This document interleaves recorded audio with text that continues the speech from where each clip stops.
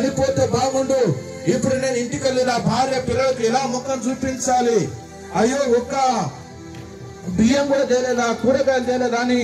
మరి నా భార్య పిల్లలు అడుగుతూ ఉంటే ఇక ఎందుకు నా జీవితం అని ఎంతో దుఃఖంతో ఉన్నటువంటి ఆ జీవి, ఆ యొక్క వ్యక్తి యేసుక్రీస్తు ప్రభువు వారి మాట వినగానే దేవుని బిడ్డలారా ఆయన సంతోషంగా మరి తనకు వలనిండా చేపలు పట్టాడు. చేపలు పట్టగానే దేవుని బిడ్డలారా ఎంతో సంతోషించాడు, ఎంతో ఆనందించి ఆయన దగ్గర మోకరించి అంటున్నాడు, అయ్యా నేను పాపాత్మని,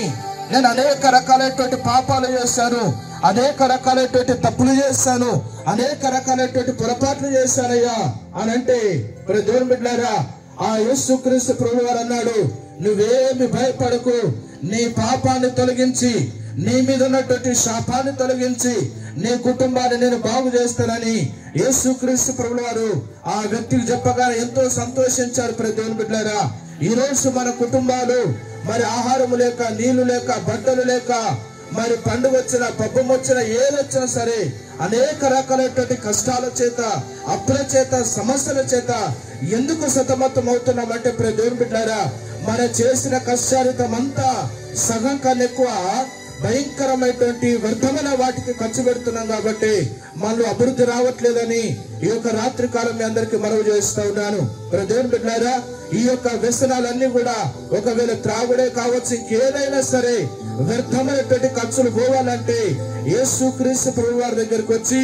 ఆయన సన్నిధిలో మోకరించి ప్రార్థన చేసి, ప్రభా